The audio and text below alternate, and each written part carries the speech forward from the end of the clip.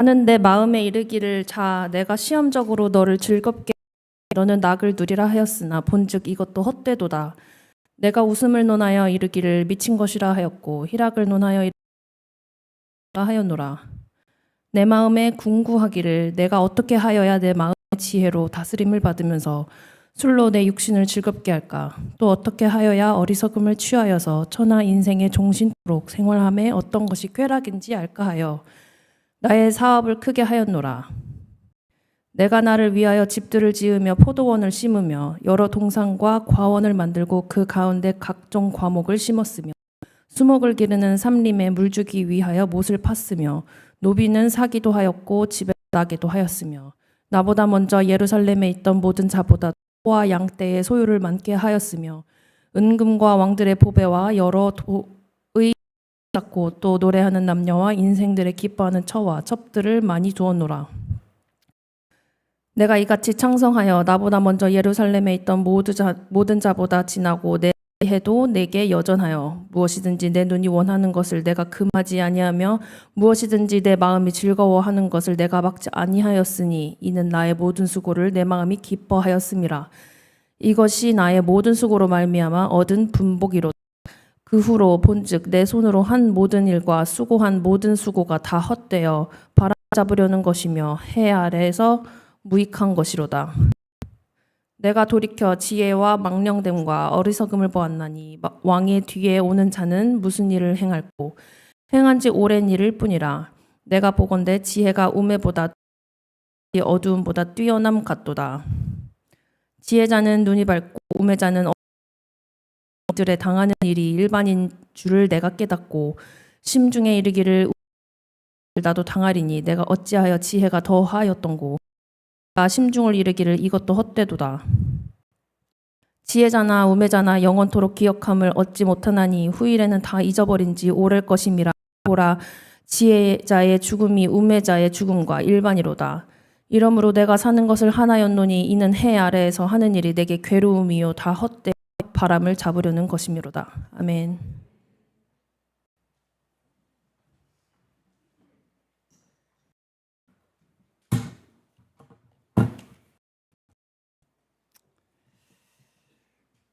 어느 교회 저처럼 전도서 강해 설교를 하고 계셨습니다. 이제 설교 시리즈를 하던 이제 중간쯤에 한 3주 넷째 주쯤 됐겠죠. 목사님이 이제 강대상에 서서 이렇게 회중들에게 질문을 합니다. 여러분들 한 주 어떻게 한 용감한 성도가 크게 소리를 질러서 헛되게 보냈습니다.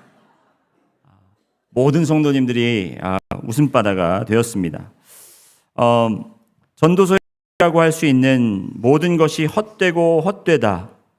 여러분이 만일 이 말씀을 듣고 정말 그냥 일주일을 헛되게 살으셨다면 여러분 정말 이 시간이 헛된 시간이 아닐까. 우리더러 이제 주일을 마치고 말씀을 듣고 이제 이 전도가 전하는 말씀을 듣고 사는 것을 헛되게 이렇게 보냈을까라는 질문을 던져봐야 해요. 여러분 중 혹시 전도서 설교를 듣고 내가 이렇게 살면 안 되겠다. 내가 추구해오던 것, 내가 집중하던 그런 모든 것들이 헛되다고 하니까 이제부터 포기하고 내가 주님을 위해서 살아야지 하면서 지난 2주 동안 삶이 변화 있으셨던 분들 혹시 계실까요?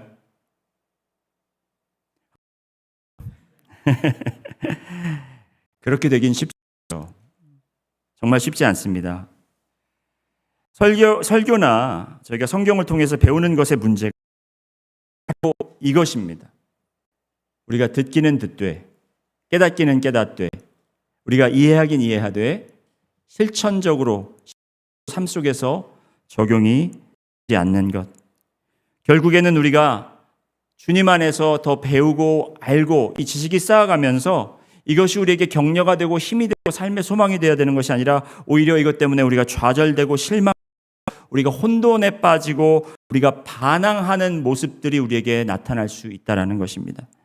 자녀들이 커가면서 여러분 말을 듣지 않고 그들이 짜증만 더 내고 반항하는 이유가 그들이 이제 청소년기에 접어들면서 사춘기의 호르몬 작용이기도 하지만 저는 호르몬만 탓할 것이라고 생각하지 않습니다.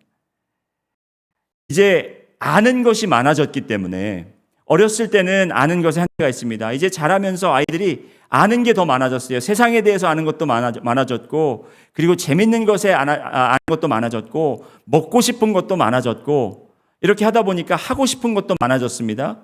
그런데 이제 지식이 들어가면서 부모님도 자녀를 볼 때 어떻게 생각해요? 이제는 컸으니까 알아들을 만하니까 예전에는 다 통과됐던 것, 예전에는 다 이제 앉혀서 설명을 하려고 하고, 이제 앉혀서 너는 컸으니까 하면서 못하게 하고 절제시키려고 하니까 자녀들이 불만만 더 쌓여가는.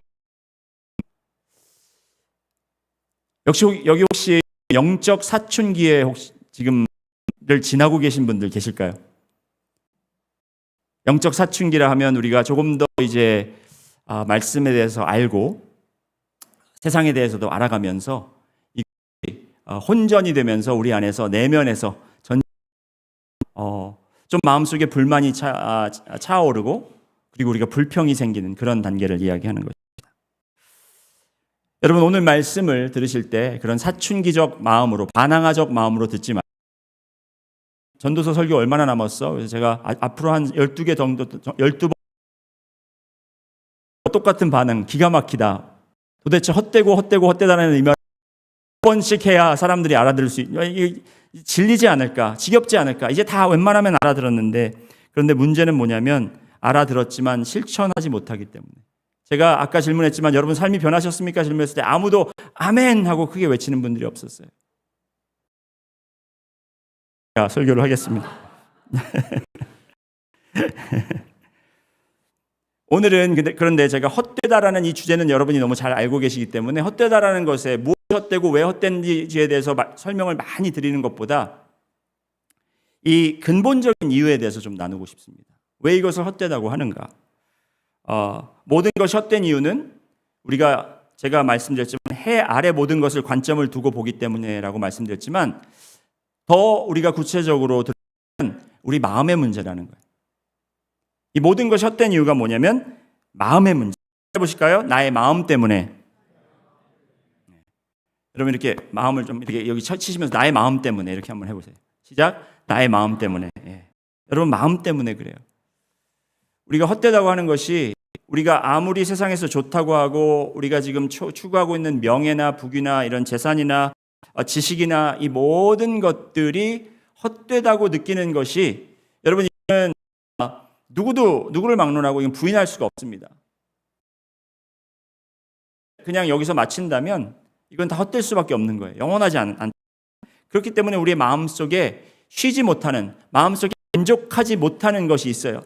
지금 그것을 이 전도 이야기하고 있는 것입니다. 1절 말씀 한번 같이 보실까요? 1절 말씀 한번 같이 읽어보시겠습니다. 1절 시작.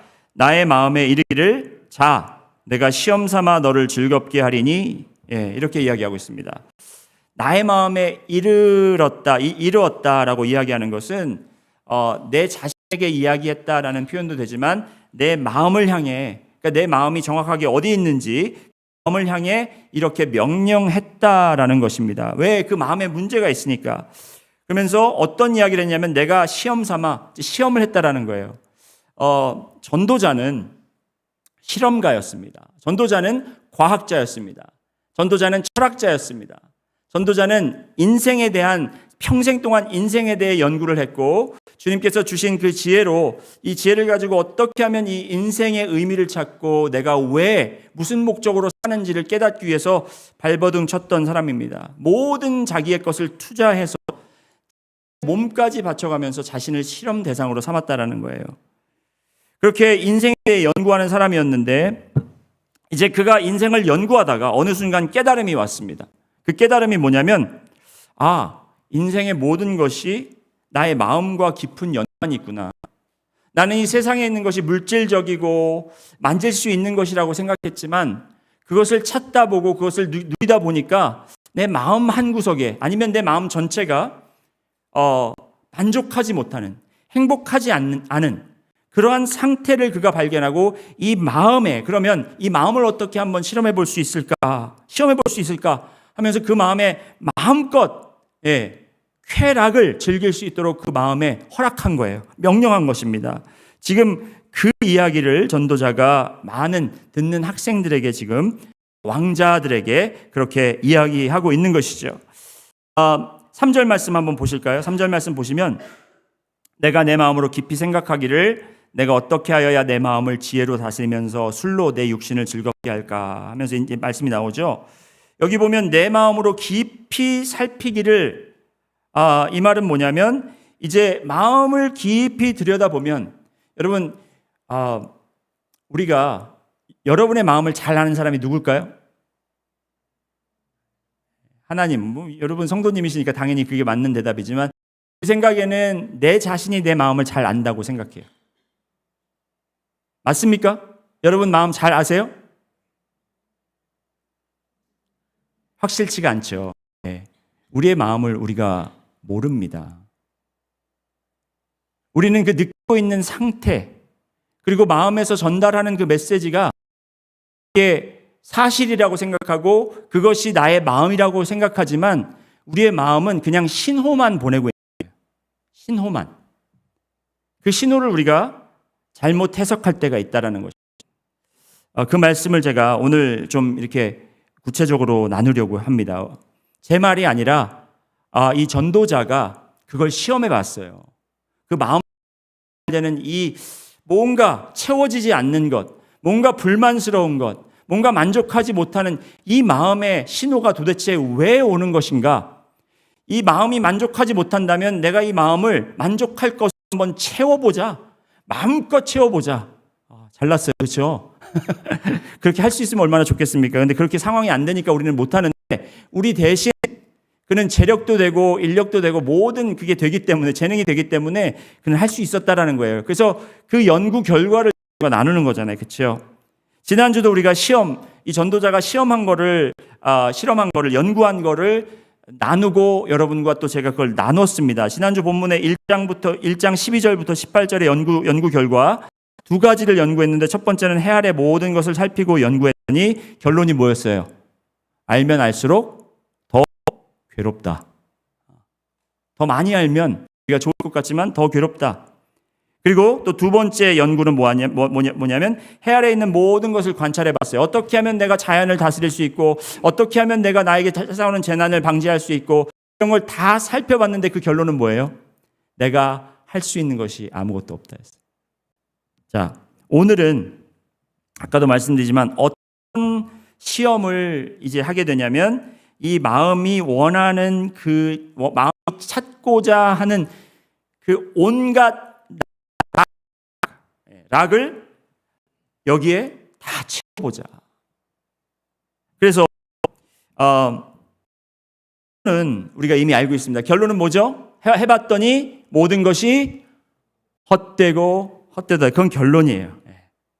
마음이 원하는 대로 다 해줘도 결론은 다 헛되는 것인데 한번 그 과정을 우리가 살펴보면서 그 마음의 문제가 무엇인가를 우리가 원합니다. 어떠한 종류의 락을 마음에 채워 넣었는가 한번 살펴보실 때 첫 번째는 웃음입니다. 따라해 보실까요? 웃음. 2절 말씀 보시겠습니다. 2절 말씀 보시면 함께 읽습니다. 시작. 내가 웃음에 관하여 말하여 이르기를 그것은 미친 것이라 하였고 희락에 대하여 이르기를 이것이 무슨 소용이 있는가 하였노라. 이 쾌락과 웃음과 이 즐거움, 행복이 사실 우리가 행복하면 행복을 그리라고 그러면 여러분 좀 이렇게 스마일을 하고 있는 그 얼굴을 그릴 거 아닙니까? 그렇죠? 행복하다. 행복과 웃음을 연결시킨 것. 그래서 뭐 어떻게 했는지 모르겠습니다. 광대를 불러서 했는지 어떻게 웃음을 찾으려고 했는지 모르겠지만 마음껏 한번 웃어보자. 마음껏 희락을 찾아보자. 그 연구를 한번 해봤고요. 첫째는 술입니다. 술. 따라해 보실까요? 술. 3절 말씀 함께 읽습니다. 시작. 내가 내 마음으로 깊이 생각하기를 내가 어떻게 하여야 내 마음을 지혜로 다스리면서 술로 내 육신을 즐겁게 할까? 술로 했다고 그럽니다. 그리고 세 번째는 사업입니다. 따라해 보실까요? 사업. 자, 우리가 생각하는 그런 사업을 이야기하는 것이 아니라 큰 이제 목표 달성을 위한 프로젝트들을 만들었다라는 거예요. 프로젝트를. 4절 말씀을 보시면 나의 사업을 크게 하였노라 내가 나를 위하여 집들을 짓고 포도원을 일구며 이제 쭉 거기서 이제 이야기하는데 조금 이따 더 자세히 들여다보겠습니다. 세 번째가 사업, 첫 번째가 뭐라고요? 웃음, 두 번째는 술, 세 번째는 사업, 그리고 네 번째는 소유입니다. 따라해 보십니다. 소유. 7절 말씀을 보면 남녀노비들을 사기도 하였고 나를 위하여 집에서 종들을 낳기도 하였으며 나보다 먼저 예루살렘에 있던 모든 자들보다도 내가 소와 양떼의 소유를 더 많이 가졌으며. 소유. 여러분 지금까지 이야기한 것 중에 혹시 여러분도 이러한 것들로 마음에 좀 이 만족하지 못함을 채우려고 해보신 적 있을까요? 여러분 우리가 구약 성경을 읽고 이런 전도서 이런 말씀을 읽을 때 전혀 우리와 상관이 없고 이게 제가 어떻게 이거를 이해하지 못하겠어요. 하지만 이 말씀을 보면 너무나 이해가 되고 너무 우리와 상황이 비슷하잖아요. 여러분도 이 마음의 공허함을 채우기 위해서 웃으려고 하고 웃음을 찾으려고도 하고 그리고 술을 드시는지 안 드시는지 모르겠지만 이러한 것들로 우리가 좀 채워 넣으려고 하는 모습이 있잖아요. 그렇죠? 그리고 마지막으로 보상입니다. 따라해 보실까요? 보상. 10절 말씀을 보시면 무엇이든지 내 눈이 원하는 것을 내가 금하지 아니하며 무엇이든지 내 마음이 즐거워하는 것을 내가 막지 아니하였으니 이는 나의 모든 수고를 내 마음이 기뻐하였음이라. 이것이 나의 모든 수고로 얻은 몫이로다. 그러니까 이 말을 잘 들여다보면 어떤 걸 얘기하냐면 내가 수고하고 다 얻은 거니까 내가 그걸 마음껏 약간 보상 심리를 이야기하는 거예요. 그러니까 내가 이만큼 했으니까 이만큼을 즐겨야지 하는 그 마음으로 한번 채워보기를 원했던 거예요. 그래서 이거를 그냥 조금씩 채운 것이 아니라 마음껏 한번 채워봤습니다. 그런데 그 결과가 헛되고 헛되다는 거예요.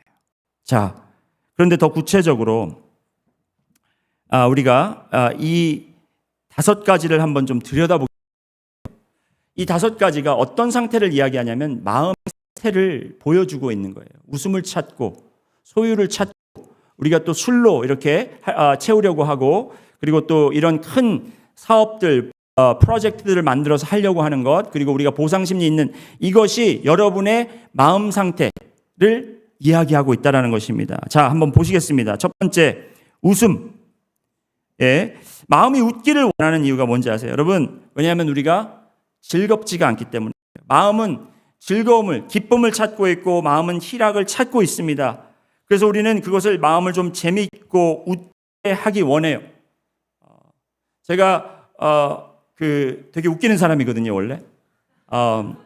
근데 이제 제가 이제 나이도 들고 일세 목회하면서 제가 굉장히 많이 점잖해진 편이에요. 그런데 제가 또 깨달은 게 뭐냐면 그렇게 그냥 웃긴다고 해서 그게 마음의 슬픔을 해결하는 것은 아니다라는 것을 깨닫게 됐습니다. 달라스에서 이제 영어 목회를 저와 그리고 다른 목사님과 이렇게 또 세 목사님이 함께 시작을 했어요. 그때 시작을 했는데 저와 이제 그 한 목사님이 굉장히 나이도 비슷하고 저희 그 자라온 환경도 비슷하고 굉장히 친했습니다. 그래서 저희가 항상 예배 마치면은 같이 이제 교회 식구들하고 식사를 하고 친구 가지고 그 다음에 이제 저희 부부와 그 목사님 부부하고 같이 이제 그 목사님 집에 가서 또 하면서 우리가 좀 교제 시간을 가졌는데 저희가 주로 했던 게 뭐냐면 지금은 이제 뭐 이 넷플릭스다 뭐 스트리밍 서비스가 있었지만 그 당시에는 그런 게 없고 블록버스터 비디오 스토어가 있었어요. 여러분 기억하시는지 모르겠어요. 그러면 가면은 비디오 카세트를 빌려가지고 이제 영화를 보면서 저희가 이제 좀 그 저녁 시간을 같이 보내는. 근데 그 목사님도 그렇고 저도 그렇고 저희가 좋아하는 장르가 있었는데 그게 뭐냐면 코미디였어요. 코미디. 왜 코미디를 좋아했냐? 그 코미디도 그냥 보통 코미디가 아니라 진짜 이거는 무슨 이야기에 스토리에 내용도 없고 무슨 어떻게 전개되는지 모르는 그냥 웃긴 그런 코미디. 생각하지 않고 그냥 볼 수 있는 코미디. 보면서 저희가 막 진짜 웃을 때 저희 아내들이 저희를 보면서 얼마나 한심했겠습니까? 목사들이 말이야 저거 아주 거룩한 주일을 보내고 와서 왜 저렇게 시간을 보낼까? 마음의 기쁨이 없었던 것 같아요. 그때를 돌아보면. 그리고 여러분, 한국에 제가 어렸을 때 웃으면 복이 와요라는 그런 코미디 쇼가 있었던 것 같아요. 있었죠. 예, 웃으면 복이 와요. 그거 기억하는 분들은 저와 같이 늙으신 분들이 웃으면 복이 와요. 우리는 웃으면 복이 온다고 생각하지만 그걸 하려고, 그 프로그램을 하려고 웃기는 사람들은 어땠을까요? 여러분, 그 사람을 웃기는 것만큼 어려운 직업이 없습니다. 그 미국에 아주 유명한 코미디언 배우가 있죠. 로빈 윌리엄스라고. 피터팬에서 주역도 맡았고, 미세스 다우파라는 그런 역에서도 아주 주역을 맡았고, 굿모닝 비et남, 뭐 이제 굉장히 이렇게 유명한 영화에서 그가 액팅도 하고, 그리고 굉장히 있는 분이었는데, 이분이 공식적인 석상에서 나와서 자기는 오랫동안 그 술과 디프레션, 우울증으로 자기는 싸우고 있다 이렇게 고백하고, 결국에는 10년 전쯤인가요? 그가 목숨을 스스로 끊었죠.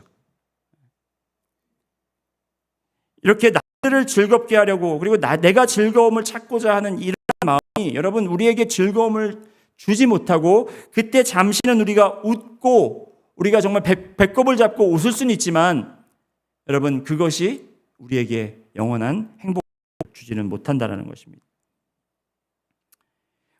상태는 그만큼 기쁨을 추구하고 있고 우리는 정말 즐거움과 우리는 그런 조의를 찾고 있는데 그것이 이 세상에서 주는 어떤 것으로도 만족스럽지 않은 그러한 상태를 이야기해 주고 있습니다. 그리고 두 번째로 술을 마시는 이유는 여러분 술 자체가 이제 헛되고 헛된 그게 아니라 그 이유를 들어가자고. 우리 마음속에 그 술을 찾는 이유. 제가 술을 마시는 이유에 대해서도 한번 조사를 해봤습니다. 근데 술을 마시는 이유가 여러 가지가 있겠지만 그 중에서 하나가 사교.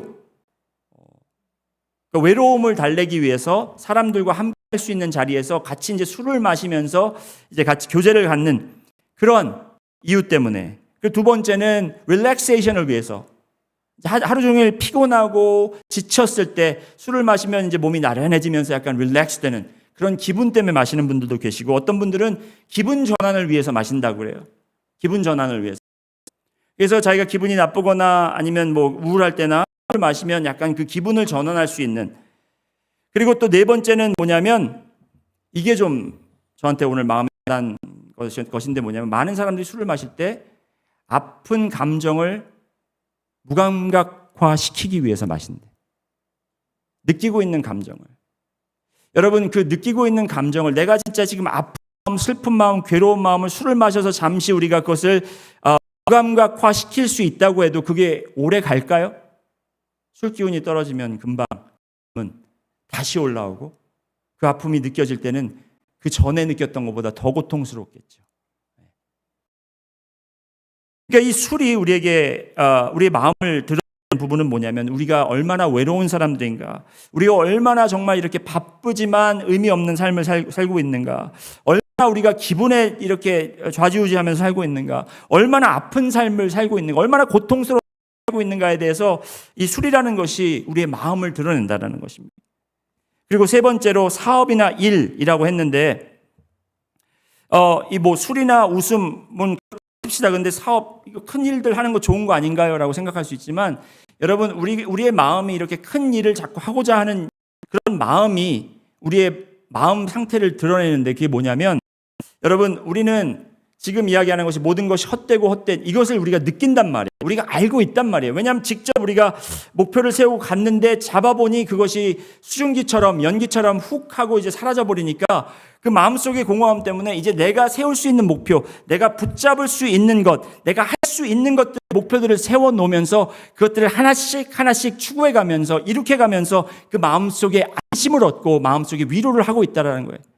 여기 혹시 여러분 중에 좀 이렇게 나는 목표지향적 사람이다, 목적지향적 사람이다라는 분들 계실까요? 네, 많이 계실 것 같아요. 좋은 것 같죠? 여러분, 그게 세상적으로 보면 좋습니다. 나쁘다라는 건 아니지만 여러분의 마음 상태를 아셔야 된다는 거예요. 제 아내가 목표지향적 사람이에요. 전형적인.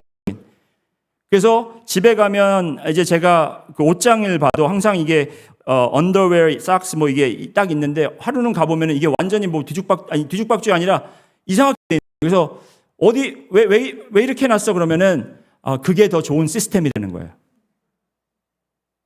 이렇게 해야 뭐 여기서 꺼내면은 그게 쉽게 꺼내지고 뭐 언더웨어는 자주 사용하니까 밑에 있으면 뭐 이렇게 얘기하면서 그걸 합리화시키는데 저는 이해가 도저히 안 가요.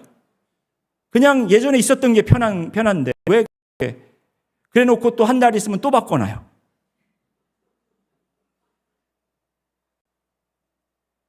여러분 왜 사람들이 뭔가 막 이렇게 목적을 세워놓고 만들어 놓고 이렇게 하는지 아세요? 잡히지 않으니까 마음속이 허망한 거예요. 그러니까 잡힐 것들을 만들어 놓고 그걸 자꾸 이렇게 하면서 마음을 위로하는 겁니다. 그게 이제 우리의 마음을 드러내는 거예요. 여러분 제가 제 아내 이야기한다고 이게 욕한다고 생각하지 마세요. 저는 더 흠이 많은 사람입니다.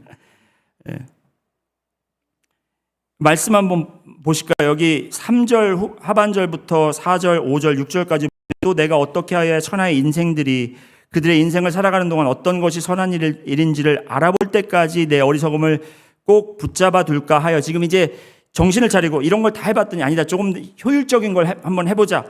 내 어리석음을 좀 붙잡아 두자 해서 했던 것이 4절에 보면 나의 사업을 크게 하였고 내가 나를 위하여 집들을 짓고 포도원을 일구며 여러 동산을 만들고 그 가운데 각종 과목을 심었으며 나를 위하여 수목을 기르는 삼림에 물을 주기 위하여 못들을 팠으며 엄청난 일들을 하죠.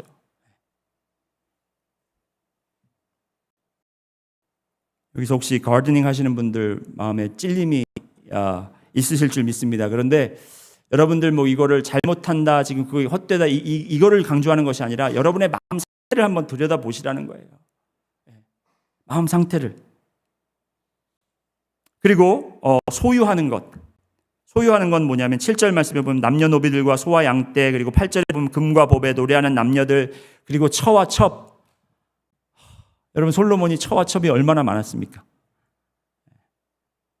700명의 여왕과 300명의 그 첩들인가요? 아니면 뭐 순서가 바뀌었는지 모르겠지만 그렇게 많은 여자들을 가지면 행복할 거라고 생각했을 수도 있고 남녀노비들과 소와 양떼면 행복할 수 있을 것 같고 우리 주에도 보면 있는데 또 사고 이제 거기다 또 사고 또 그냥 가져놓고 쌓아놓고 그런 분들이 계세요. 목사님이 어떻게 알았지? 내가 저 사람 우리 집사람 얘기하는 거 우리 남편 얘기 제가 알아서 그러는 게 아니라 이게 우리의 마음 상태가 똑같기 때문에 물론 그 마음에 그 락이 없는 것, 기쁨이 없는 것을 우리가 채우려고 하는 방법이 다를 수는 있습니다. 성격 따라서. 하지만 이것이 그러한 나타나는 것이죠. 어떤 사람은 좀 이렇게 프로덕티브하게 뭐 일을 막 만들어서 하는 사람이 있는가 하면 어떤 사람은 그냥 괜히 그냥 계속 뭘 보면서 사면서 싸게 산 거에 대한 기쁨과 아니면 그걸 또 산 걸 팔아갖고 뭐 이런 기쁨과 이러한 것들이 다 우리의 마음속에 있는 이 가시지 않는 욕심 없어요. 끝이 없어요.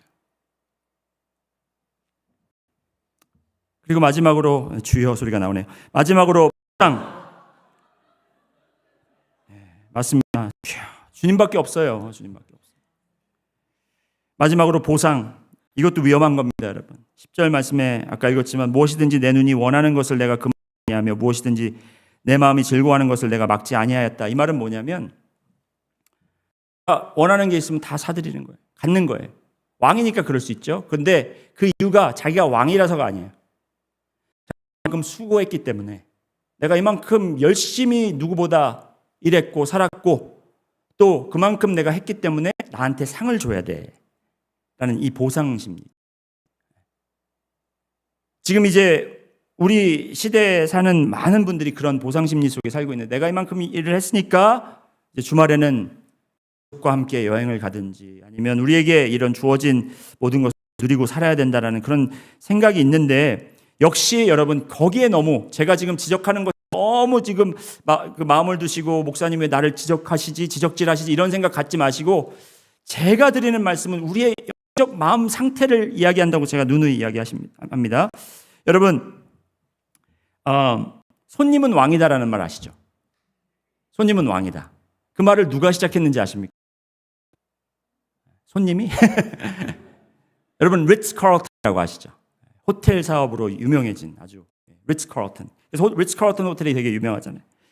이 호텔 리츠 카럴턴의 창업자인 리츠 카럴턴이 1898년에 호텔 리츠 페리스, 거기를 개업하면서 적용했던 경영의 철학이었어요. 서비스 철학이었습니다. 그 호텔 리츠 페리스는 너무 비싼 호텔이, 고급진 호텔이어가지고 왕들이나 귀족들밖에 이렇게 거기 와서 이렇게 돈을 지불하고 지낼 수 있는, 왕들밖에 그렇게 못하는 곳이었어요. 그런데 이 리츠 카럴턴이 이야기한 것이, 그 호텔에 있는 모든 인플로이들에게 이야기한 것이 뭐냐면, 이곳에 오는 손님이라면, 누구든지 돈을 내고 이곳에 묵는 자라면 그들이 평민이랄지라도 왕처럼 대해라. 거기서 이제 비롯된 말이 손님은 왕이다라는 말인데, 여러분 이게 그때 당시에 경제학이나 이런 비즈니스에서는 굉장히 그게 획기적이었고, 그것이 이제 일하는 사람들에게는 굉장히 큰 도움이 됐을지 모르지만, 손님의 입장에서 바라봤을 때는, 여러분 손님이 왕이다 하면 우리가 더 행복해질까요? 아니면 불행해질까요? 여러분의 경험에 의해서. 왜 대답을 못 하시죠? 여러분, 우리가 음식 먹다가 뭐가 좀 잘못 나오면 어떻게 합니까? 화나죠. 화나요. 왜? 내가 돈 내고 이 당연한 서비스를 받아야 되는데 못 받으니까 화나는 겁니다. 내가 어느 정도의 돈을 주고 딱 expect하는 그런 커스터머 서비스를 받아야 되는데 그걸 못 받으면 우리는 그거를 요구하게 돼 있고, 그런데 그건 당연한 거지만 여러분의 마음 상태를 보시죠. 왜 우리가 그런 생각을 가졌을까? 내가 이걸 당연히 받아야 될 권리가 있다라고 생각하기 때문에. 보상 심리가 바로 그런 거 아니겠습니까? 내가 이만큼 했으니까, 내가 이만큼 가격을 치렀으니까, 값을 치렀으니까 나에게 보상해 줘야지, 이런 마음과 생각이 여러분 안에 가득하다면 여러분 상태는 지금 만족하지 못하고 있고 채워지지 않는 뭔가가 있다라는 거예요. 누가 여러분을 왕처럼 대해줘도 그때는 황송하다 이렇게 생각할지 모르지만 점점 우리는 거기에 컨디션이 돼서 더 바라고 더 원하고, 더 안 해주면 거기에서 불평하고 불만할 수밖에 없다라는 겁니다. 자, 이렇게 전도자가 마음의 빈 공간을 이제 다 채우려고 이런 것들을 통해서 연구를 했어요. 그 결과가 아까도 말씀드렸지만 모든 것이 헛되고, 그런데 그냥 헛된 것이 아니라 한번 11절과 17절 말씀을 보시면서 어느 정도 헛된 것인지를 한번 보시겠습니다. 11절 말씀 한번 읽으실까요? 시작. 그 후에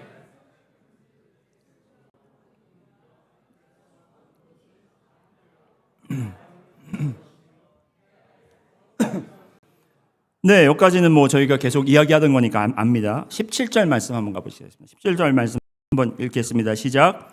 이러므로 내가 사는 것을 미워하였노니, 잠깐요, 거기까지. 내가 사는 것을 미워했다고 그래요. 사는 게 밉다라는 게 어떤 표현일까요? 내 삶이 싫어진 거예요. 사는 게 지겨워진 거예요. 이렇게 내가 마음에서 원하는 것 같아서 다 채워줬더니 그런 만족한 게 아니라 오히려 내가 왜 사나? 진짜 사는 게 싫다. 이렇게 느낀 거예요. 자, 그리고 계속 읽습니다. 시작. 이는 해 아래에서 하는 일이 내게 괴로움이요. 또 괴로움이라는 표현이 나옵니다.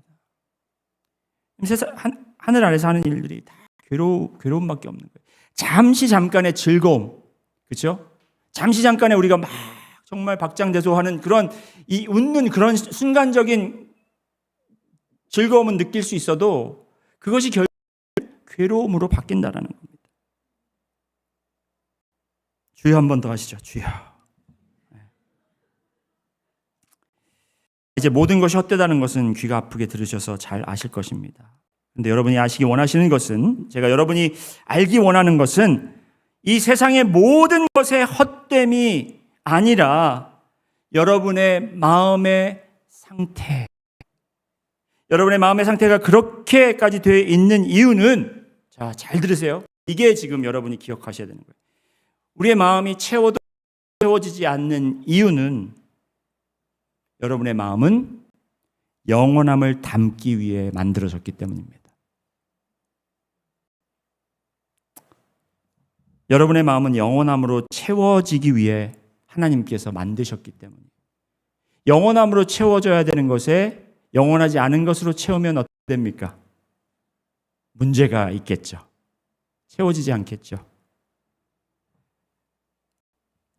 2022년도 하트포드 커네티컷에서 거기 있는 한 주유소에서 일어난 일입니다. 거기에서 주유소에서 필립스 66라는 주유소에서 기름을 넣은 몇 대의 차들이 갑자기 차가 멈추고 차가 고장나는 사건이 일어났습니다. 그래서 그 주유소를 이제 고발하고 법정에 이제 소송을 했는데, 알아보니까 그 한 주유소에 있는 한 탱크가 기름을 디스펜스한 게 아니라 물을 디스펜스한 거예요.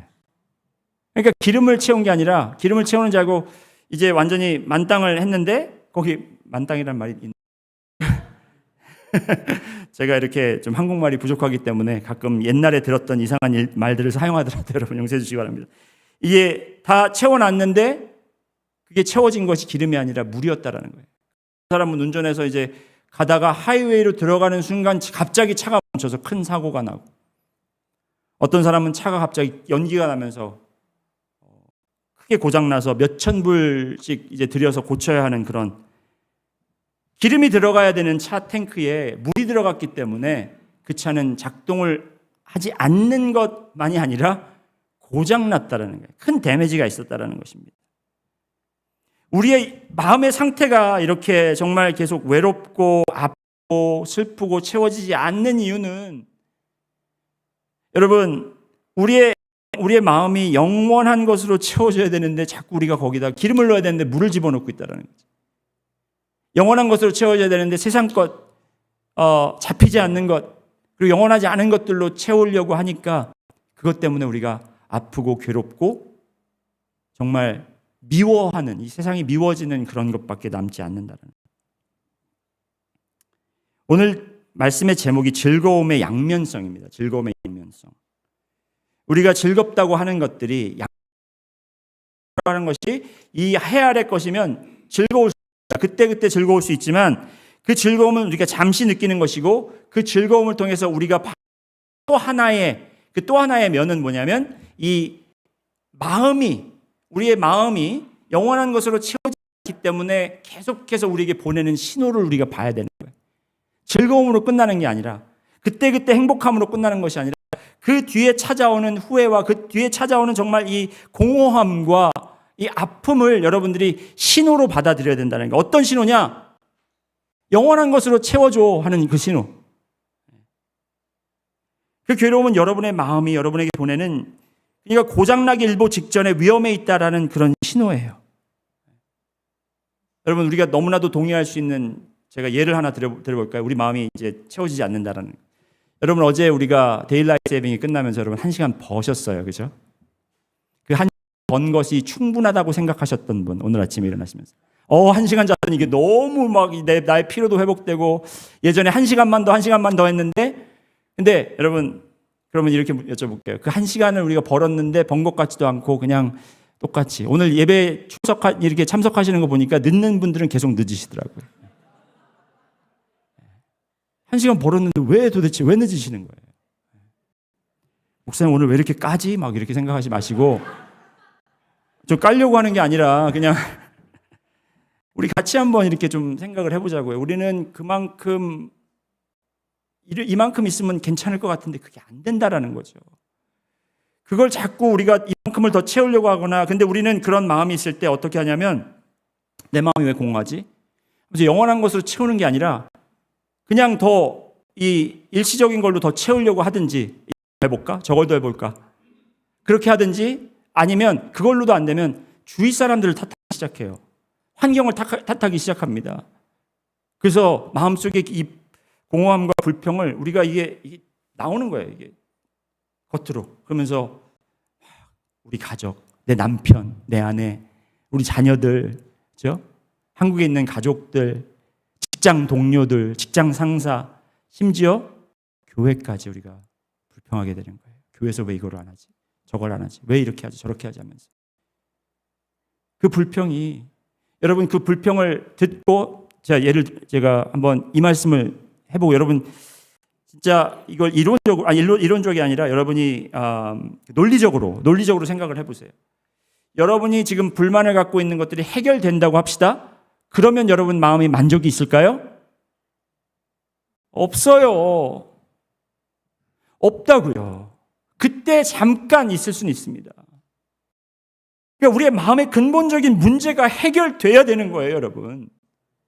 그 근본적인 문제는 우리 안에 영원함으로 채워져 있지 않다라는 바로 그겁니다.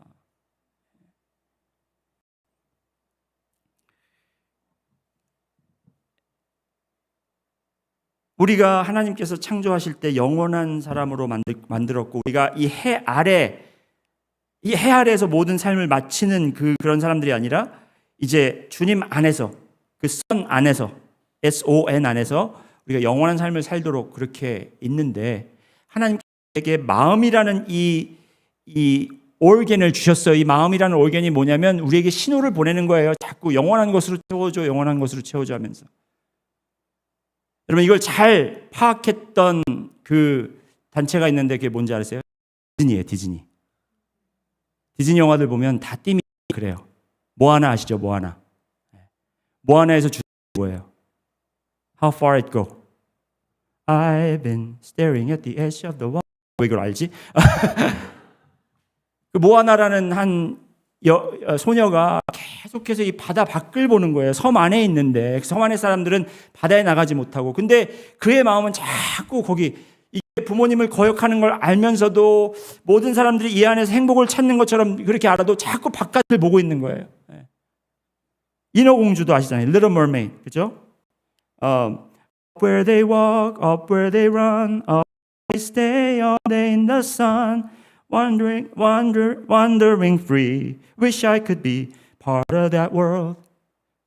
물 안에 자꾸 이 수면에 있는 사람들을 바라보는 거예요. 다리가 있어서 내가 저 사람들처럼. 그 마음이 그에게 신호를 보내는 거죠. 너는 여기에 속하는 사람이 아니라 저곳에 속하는 사람이다. 여러분 마음에 만족이 없고 여러분 마음속에 지금 자꾸 불만이 쌓이고 행복함을 느끼지 못하고 괴롭고 세상이 미워지고 주위 사람들 모두 미워지고 할 때 이것이 여러분 밖에서 외면에서 오는 그 신호가 아니라 여러분 내면에서 오는 것이라는 거예요. 그게 이거 부정적인 것이 아니라 긍정적으로 생각하셔야 돼요. 어떻게? 내 마음이 정말 영원함을 갈망하고 있고 이걸 채워다 호소하고 있구나. 그러면 여러분 어떻게 하셔야 됩니까? 어떻게 하셔야 돼요? 영원함으로 채우시면 돼요. 근데 또 문제가 있죠. 어떤 게 영원함으로 채워지는 겁니까? 여러분 딴 거 없습니다. 성경 말씀에 모든 것은 다 사라지지만 영원히 남는 게 한 가지가 있어요. 마태복음 24장 35절 한번 보실까요? 마태복음 24장 35절 이 말씀 보고 말씀 마치도록 하겠습니다. 마태복음 24장 35절 같이 한 목소리로 읽습니다. 시작. 천지는 없어질지언정 내 말은 없어지지 아니하리라. 하나님의 말씀만은 영원히 남는다라는 거예요, 여러분. 하나님의 약속, 하나님이 정해놓으신 계획, 이것은 영원히 변치 않는다는 거예요. 여러분이 붙잡고 있고 여러분이 이것이 내가 정말 가지고 있어야만 내가 이제 안전하고 완벽할 수 있다라는 그러한 붙잡고 있는 것들 다 사라질 것이지만 오직 변하지 않고 오직 사라지지 않는 것은 하나님의 말씀. 곧 우리 마음 안에 집어넣어야 하는 것은 하나님의 말씀이고 하나님의 약속이고 하나님이 주시는 그 천국의 소망이라는 것입니다.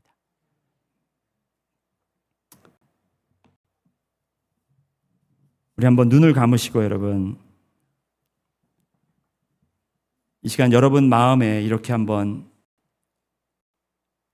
위로하시고 또 약속하시고 또 감사해보는 시간 갖기를 원합니다. 여러분의 마음이 너무너무 힘들어하고 있어요 지금.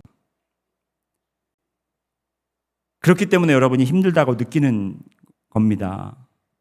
근데 이 마음이라는 것이 아까도 말씀드렸지만 하나님께서 우리에게 장치해 놓으신 하나의 그런 워닝 사인인 거죠. 그렇죠?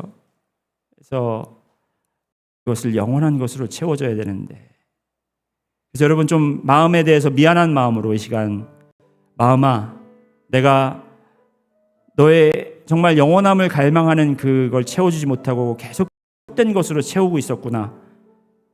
이제는 앞으로는 영원한 불변하는 주님의 말씀으로 내 마음을 채우겠다라고 여러분이 여러분의 음성으로, 여러분의 말로 그렇게 한번 고백하시고 감사하고 위로하는 그런 시간을 갖도록 하겠습니다. 잠깐 우리 한번 한 2분 정도 우리 한번 시간을 가지면서 우리 그렇게 기도해 볼까요? 하시겠습니다. 하나님 감사합니다. 저에게 이 마음을 허락하시고 이 마음을 통해서 저의 갈망함과 저의 또 부족함과 제가 가지 못하는 것들을 정말 추구하는, 나에게 계속해서 이 적신호를 보내는 이 마음을 허락하심을 감사합니다. 주님, 불안하고 떨리고 또 괴롭고 또 실망하고 좌절하는 이 마음을 제가 가지고 더 어려워하는 게 아니라 아버지 주님께서 주시는 사인이라고 생각하고 아버지 하나님 이것에 영원한 것으로 채워질 수 있도록 아버지 하나님 오늘도 하나님 이것을 정말 말씀으로 채우고 영원한 말씀의 약속 위에 굳건히 서서 사람을 두려워하거나 아버지 상황을 두려워하는 자가 아니라 아버지 하나님 오직 주님을 경외하고 주님을 사랑하는 감사하는 그러한 삶으로 살 수 있도록 주여 도와주옵소서. 감사합니다. 주님 감사합니다. 저에게 이 귀한 마음을 허락하심 감사합니다. 주님 이 마음을 통해 여러 가지 적신호들이 있었지만 저희가 그것을 깨닫지 못하고 혹은 또 우리가 알지 못해서 자꾸 또 헛된 것으로 저희가 그것을 채워놓으려고 하고 그것을 위로하고 해왔습니다. 하지만 오늘 저희가 전도서의 말씀을 통해서 분명히 깨달은 것은 우리가 영원한 이 마음을 주님께서 주시기 때문에 그 영원한 마음에 영원함으로 채워질 수 있도록 인도해 주시옵소서. 시작은 저희가 완벽할 수 없지만 저희가 조금씩 그 말씀의 기쁨을 깨달으며 저희가 말씀 속에 집중하고 주님의 말씀이 내 안에 거하고 내가 주 말씀 안에 거하는 그런 삶을 살도록 인도하여 주시옵소서. 감사드리며 예수 그리스도 이름으로 기도드렸습니다.